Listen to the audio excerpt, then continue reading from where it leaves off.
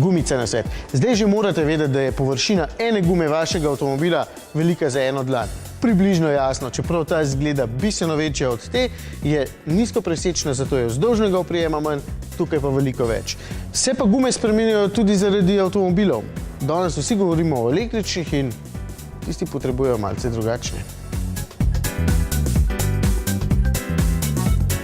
Pri pneumatika ekosegmenta je največji fokus na manjšem kotalnem oporu in pa kilometraži. Na vse te performanse pa najbolj vpliva zmes profila, z katerega pneumatika je sestavljena, in pa seveda tudi profil sam. In tu lahko jasno vidimo 3 tipe pneumatik. Vidimo razliko v širini, se pravi imamo prvo pneumatiko, premium pneumatiko, pneumatiko za hibridna vozila in pa pneumatiko za e-vozila, se pravi električna vozila. Značilnost pneumatik za električna vozila je, da imajo manjši kotalni opor in s tem porabijo tudi manj energije, kar je bistvenega pomena pri električnih vozilih, da dosežemo čim večji domet vozila. Slabost teh pneumatik pa je smerna stabilnost vozila, predvsem na avtocesti, ampak ni toliko to ključnega pomena za uporabnika, saj se v glavnem električna vozila vozijo po mestih.